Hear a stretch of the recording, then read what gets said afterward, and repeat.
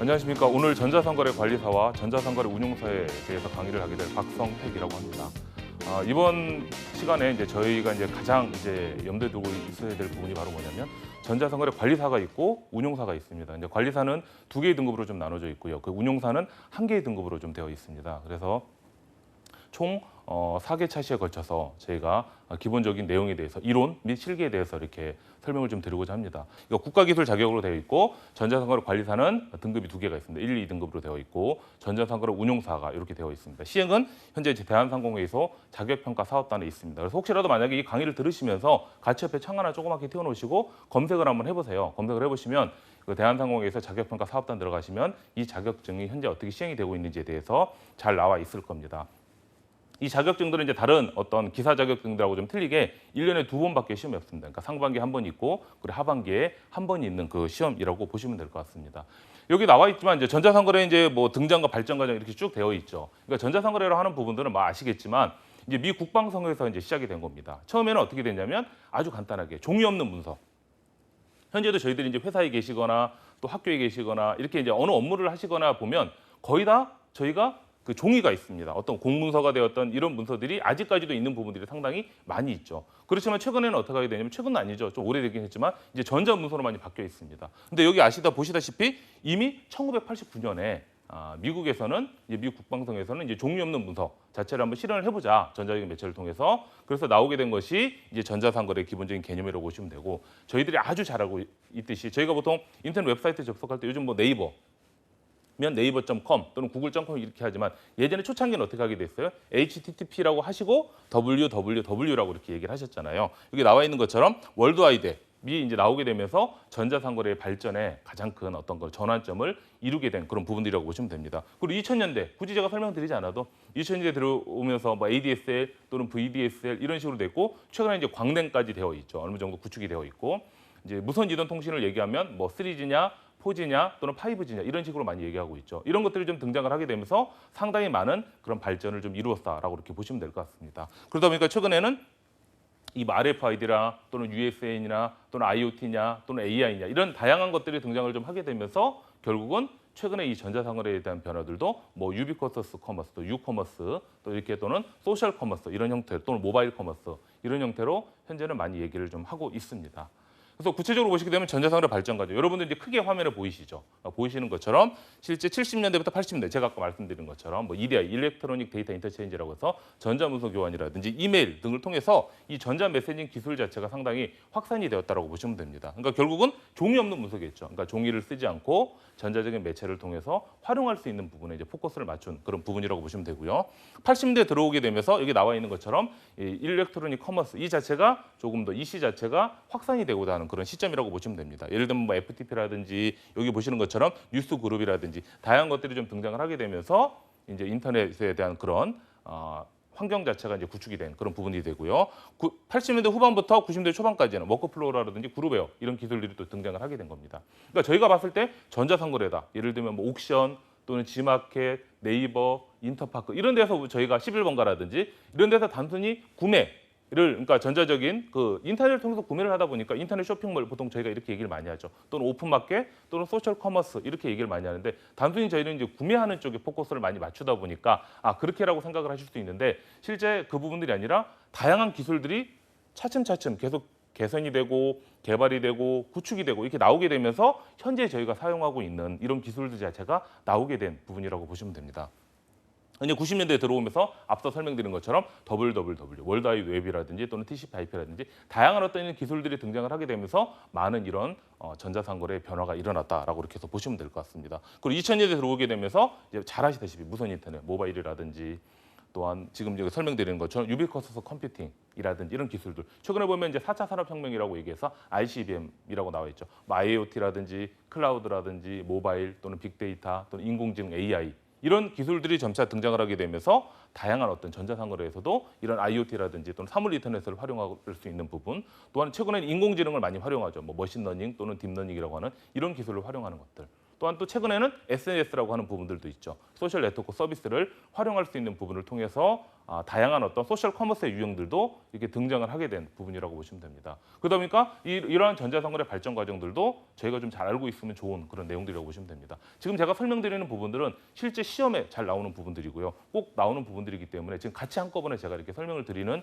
부분이라고 보시면 됩니다. 물론 이제 구체적으로 뒤에 가시게 되면 제가 뭐 운용사 또는 관리사 2급, 관리사 1급 여기에 대해서도 제가 설명을 드리긴 하겠지만 지금 제가 여기 말씀드리는 전자상거래의 전반적인 제반적인 그런 내용들이라고 하는 부분들도 실제 시험에서 잘 나오는 부분들이기 때문에 꼭 이렇게 학습을 해보시면 될 것 같습니다.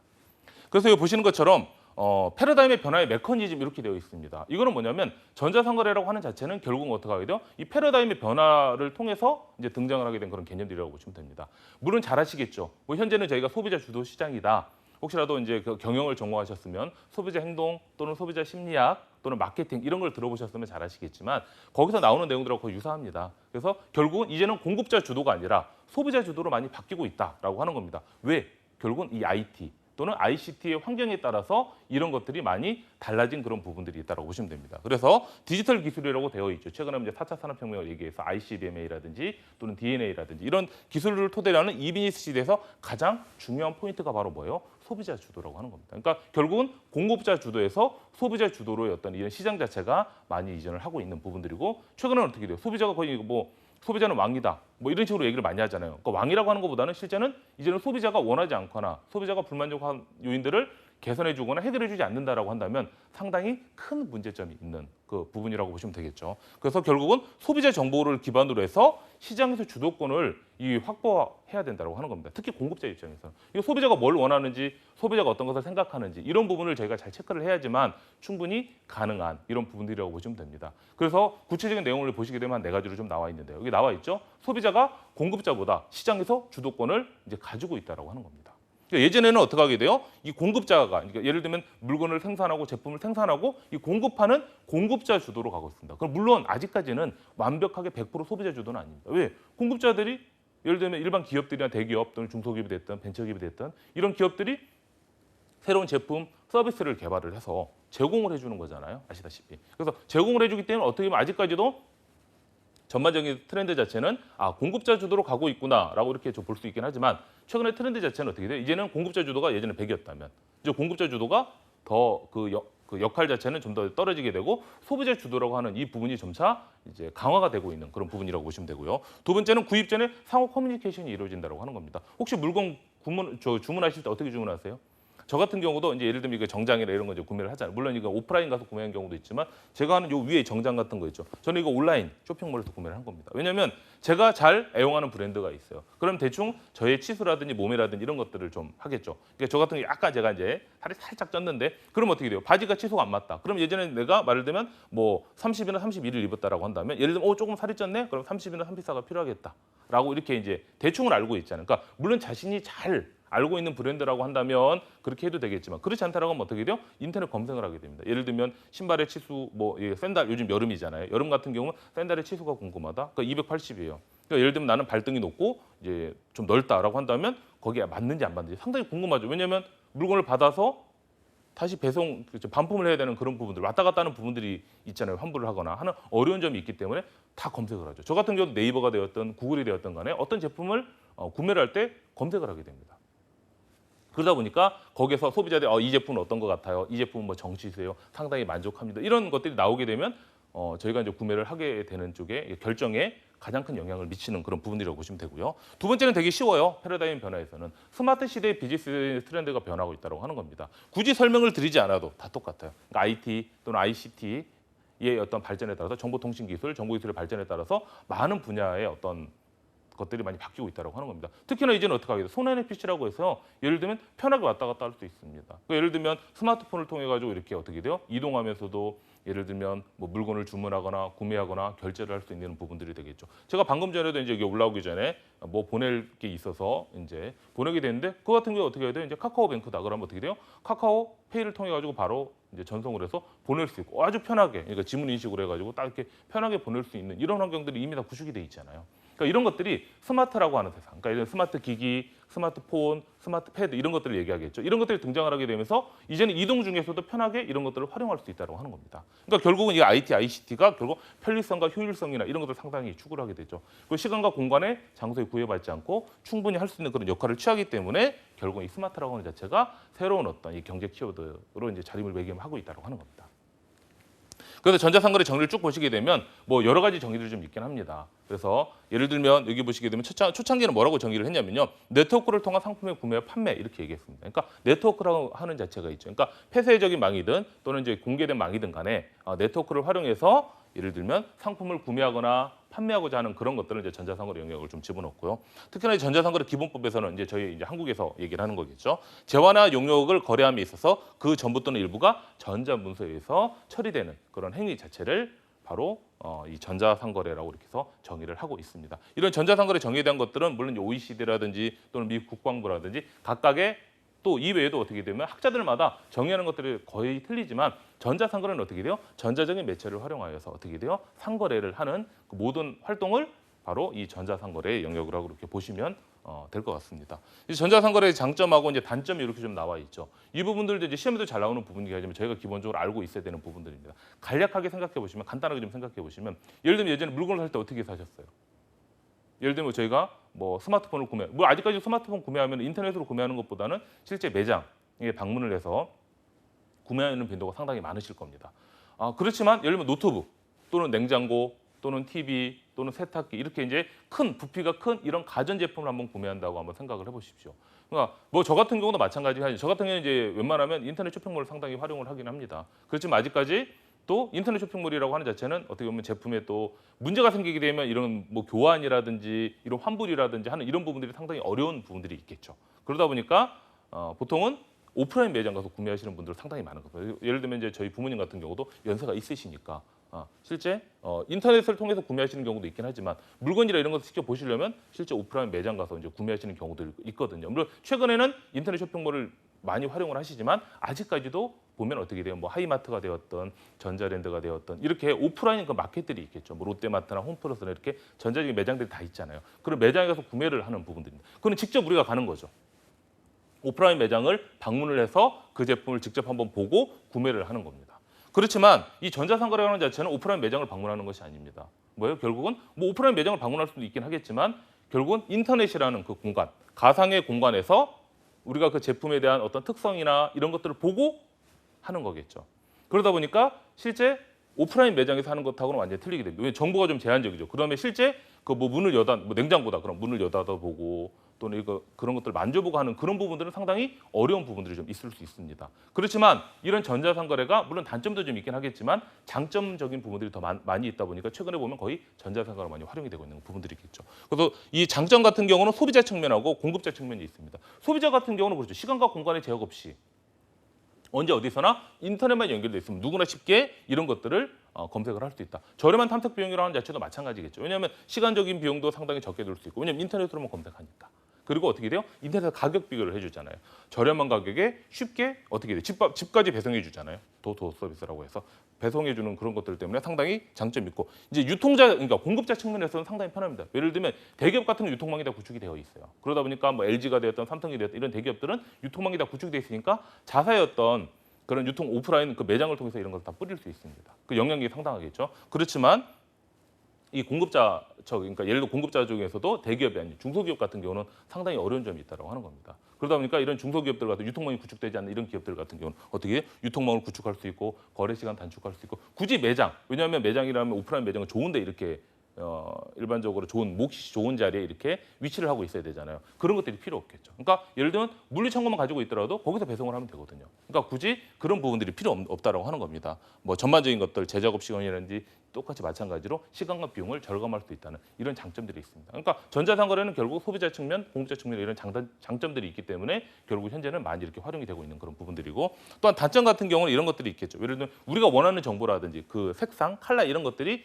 제대로 오지 못하는 그런 부분들도 있습니다. 그러다 보니까 이런 부분에서 예를 들면 정보 탐색이 어렵다, 상품의 어떤 표준화라든지 이런 것들이 제대로 안 됐을 때 어떤 그런 문제점을 과연 우리가 어떻게 해야 될 것인가라고 하는 부분들에서는 아직까지 좀 문제점이 있습니다. 또 여기 나오는 것처럼 품질 보증 문제 또는 배달 체계. 요즘 같은 경우에 저희가 이제 한국 같은 경우는 택배가 워낙 잘 돼 있잖아요. 그렇기 때문에 문제가 없지만 과거에 이런 부분에도 상당히 문제가 있었고 또는 대금의 결제를 하는 부분들 현재는 잘 되어 있잖아요. 워낙 카드 시스템이라든지 현금이라든지 그런 에스크로우 제도 이런 것도 있죠. 그래서 이런 것들까지 보완책이 상당히 많이 있기 때문에 문제가 없지만 초창기에 이런 문제점들이 많이 있다 보니까 어려운 점도 있습니다. 물론 최근에 보면 이런 것들 단점의 특히 영역이 이런 것들이 있죠. 안전한 대금 지불 방식. 예를 들면 인터넷을 통해서 거래를 하면서 이제 카드 결제 이런 것들 해야 되는데 현금 결제를 유도하는 거죠. 더 깎아주겠다고. 그래가지고 이제 잠적하는 이런 어떤 문제점들이 있는데도 많죠. 예를 들면 이거는 인터넷 온라인을 통한 게 특히 많은 것 같아요. 예를 들면 뭐 신혼부부에 대한 어떤 가전제품 최근에도 이런 문제가 좀 떠졌죠. 그 다음에 여행사 같은 경우도 온라인으로 모집을 해놓고 예를 들면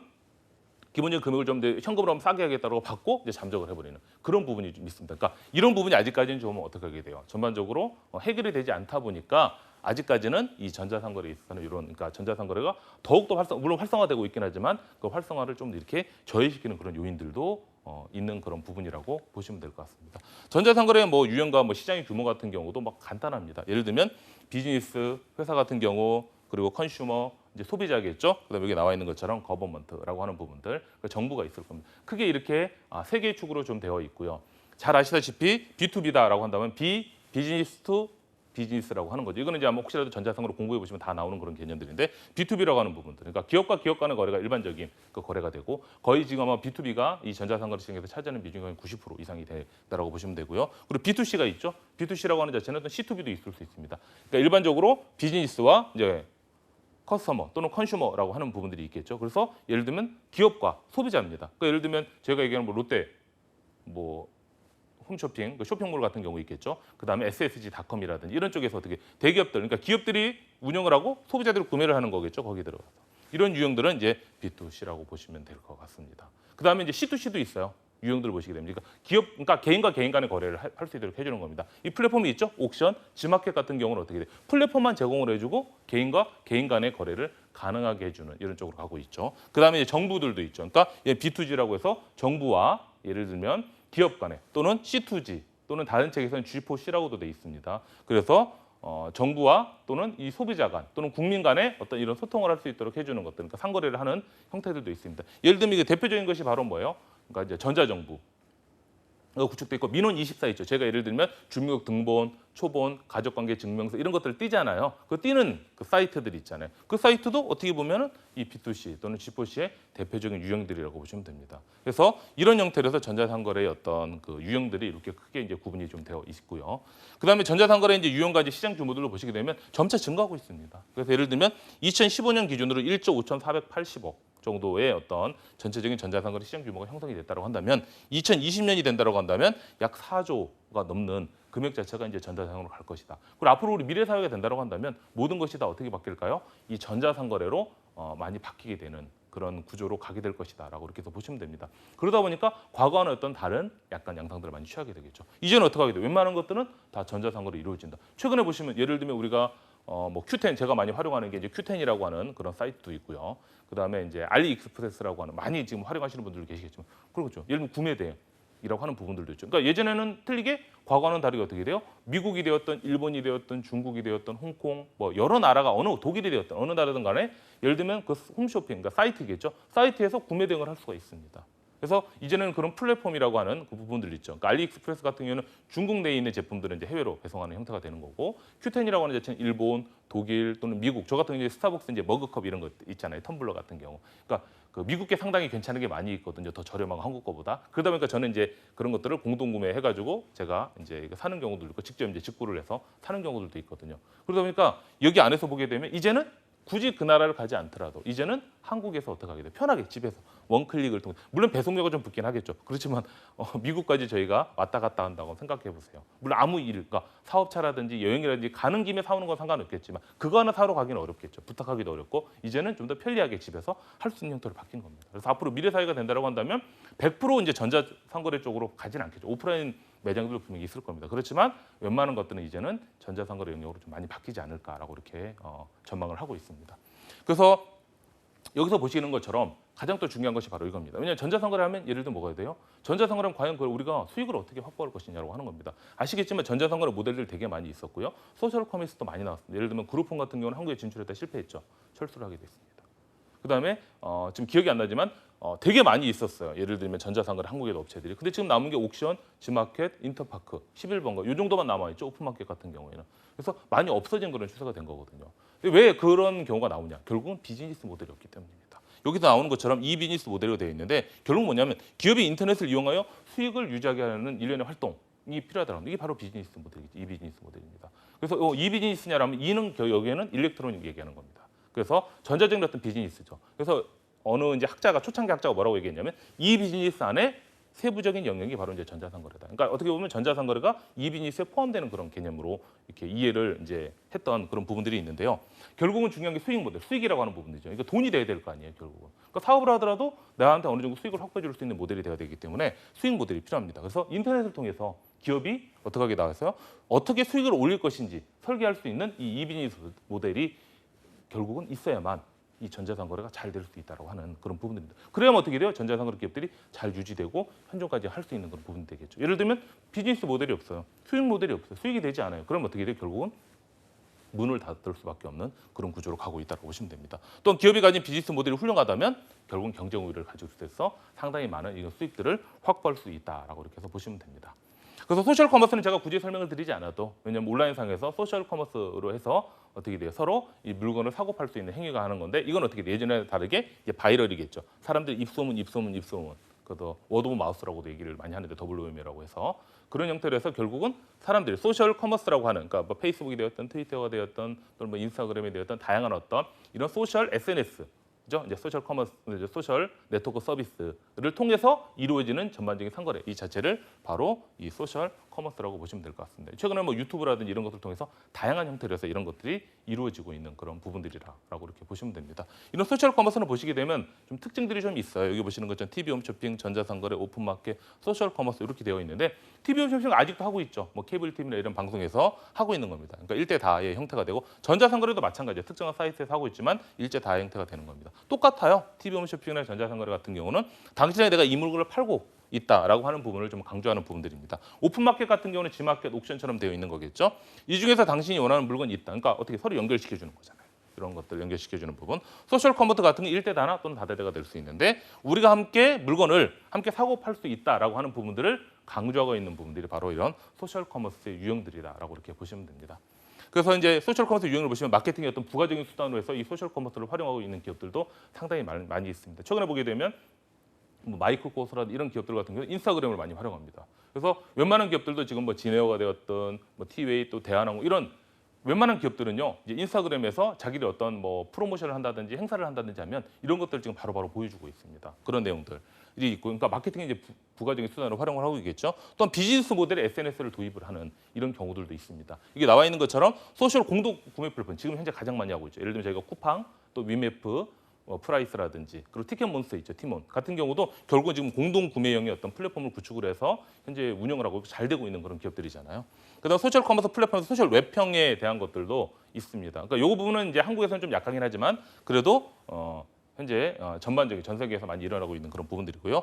커머스 플랫폼으로도 활용하고 있습니다. 페이스북 같은 경우 뭐 F 커머스라고 좀 돼 있긴 한데 이것도 이제 소셜 커머스의 일종이겠죠. 페이스북에다가 예를 들면 쇼핑몰 이런 것들을 구축을 해서 물건을 사고 팔고 할 수 있도록 하는 그런 형태라고 보시면 됩니다. 그리고 최근에는 또 위치 기반이 있죠. GPS라든지 이런 것들을 좀 활용을 해서 결국은 할 수 있고 최근에는 또 AR, VR 이런 것들까지도 이제 등장을 하게 되는 다양한 형태로 이런 것들이 등장을 하고 있다. 그러니까 이런 소셜 커머스, 그러니까 소셜 네트워크 서비스 SNS가 등장을 하게 되면서 이 전자상거래가 현재는 어떻게 돼요? 이커머스라고 하죠. 일렉트로닉 커머스라고 하죠. 그리고 M커머스, 모바일 커머스라고 얘기합니다. 뭐 중간에 유비쿼터스 커머스, 유커머스도 있었습니다. 그리고 유형들이 최근에는 S커머스, 소셜 커머스 형태로 해서 가고 있습니다. 이런 것들이 다 어떻게 하게 돼? 결국은 전자적인 매체, 스마트 기기 또는 모바일, 스마트폰 이런 것들을 활용해서 이루어지고 있는 서비스입니다. 그러다 보니까 전자상거래라고 하는 부분이 점차 더 이렇게 확산이 되고 있는 그런 중요한 그런 부분이라고 보시면 될 것 같습니다. 그다음에 쇼핑몰 구축 절차라고 이렇게 되어 있는데 이 부분이 상당히 중요한 부분도 있습니다. 뭐 시험에 나오는 부분도 떠나서 왜냐하면 저희가 보통 보면 항상 이게 이 전자상거래 관리사 운용사 하시면 잘 하셔야 돼요. 이거 소비자 입장이 아닙니다. 판매자예요. 소비자나 구매자. 내가 이 제품을 구매하거나 사고자 하는 입장이 아닌 이 제품을 팔고 운영하는 그 사이트를 운영하는 쪽에 그 직무 역량을 측정하는 겁니다.